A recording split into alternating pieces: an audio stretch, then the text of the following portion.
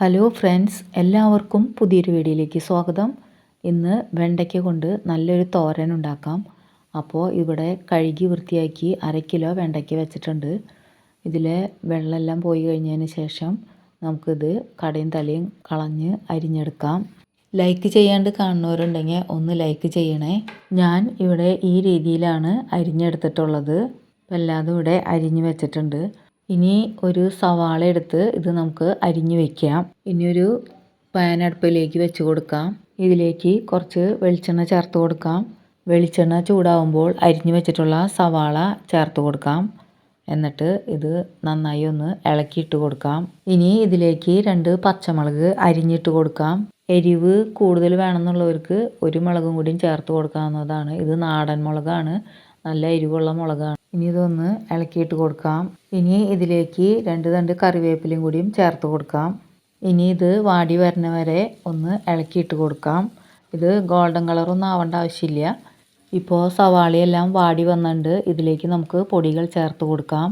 അപ്പോൾ ചെറിയ ടീസ്പൂണിൽ 1/2 ടീസ്പൂൺ മഞ്ഞൾപ്പൊടിയും 1/2 ടീസ്പൂൺ മുളക് പൊടിയും ചേർത്ത് കൊടുത്തിട്ട് ഇത് നന്നായി ഒന്ന് ഇളക്കി കൊടുക്കാം. പൊടികളുടെ പച്ചമണം മാറുന്ന വരെ ഒന്ന് ഇളക്കി കൊടുക്കാം. ഇവിടെ വെണ്ടയ്ക്ക ചെറുതായി അരിഞ്ഞു വെച്ചിട്ടുണ്ടായിരുന്നു, അത് നമുക്ക് ഇതിലേക്ക് ചേർത്ത് കൊടുക്കാം. ഇനി ഇത് നന്നായി ഒന്ന് മിക്സ് ആക്കിയിട്ട് എടുക്കാം. ഇനി നമ്മൾ ഇതിൽ ഉപ്പ് ചേർത്ത് കൊടുത്തിട്ടില്ല, അപ്പോൾ നമുക്ക് പാകത്തിനുള്ള ഉപ്പും കൂടിയും ചേർത്ത് കൊടുക്കാം. 1/2 ടീസ്പൂൺ ഉപ്പ് ചേർത്ത് നന്നായി ഒന്ന് മിക്സ് ആക്കിയിട്ട് എടുക്കാം.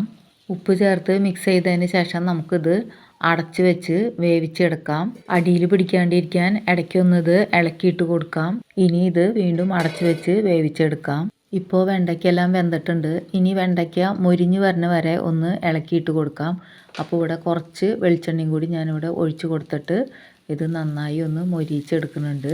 വെണ്ടയ്ക്ക നന്നായി ഫ്രൈ ചെയ്തതിന് ശേഷം ഇതിലേക്ക് ചിരകിയ തേങ്ങ അല്പം മാത്രം ചേർത്ത് കൊടുക്കാം.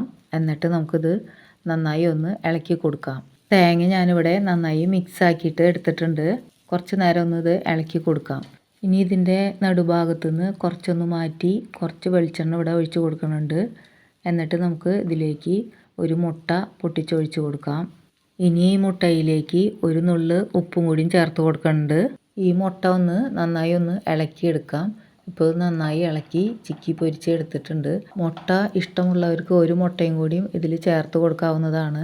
ഇനി ഇത് വെണ്ടക്കായുമായിട്ട് നന്നായി ഒന്ന് മിക്സ് ആക്കിയിട്ട് എടുക്കാം. ഇപ്പോൾ മുട്ടയും വെണ്ടയ്ക്കയും തേങ്ങയും എല്ലാം കൂടി നന്നായി നമ്മളിവിടെ മിക്സ് ആക്കിയിട്ട് എടുത്തിട്ടുണ്ട്. ഒന്ന് കുറച്ച് നേരം കൂടി ഒന്ന് ഇളക്കി കൊടുത്തിട്ട് നമുക്ക് ഫ്ലെയിം ഓഫ് ചെയ്ത് വയ്ക്കാം. ഇനി നമുക്ക് ഇതൊരു സെർവിങ് ബൗളിലേക്ക് മാറ്റി വയ്ക്കാം. അപ്പോൾ നമ്മുടെ നല്ല ടേസ്റ്റുള്ള വെണ്ടയ്ക്ക തോരൻ ഇവിടെ റെഡി ആയിട്ടുണ്ട്. ഈ രീതിയിൽ ഉണ്ടാക്കാത്തവർ ഒന്ന് ഉണ്ടാക്കി നോക്കിക്കോളൂ. നിങ്ങളുടെ അഭിപ്രായങ്ങൾ കമൻറ്റിലൂടെ അറിയിക്കണേ. ലൈക്ക് ചെയ്യാനും ഷെയർ ചെയ്യാനും സബ്സ്ക്രൈബ് ചെയ്യാനും മറക്കരുതേ. അപ്പോൾ അടുത്ത വീഡിയോയുമായി വീണ്ടും കാണാം. Thank you for watching.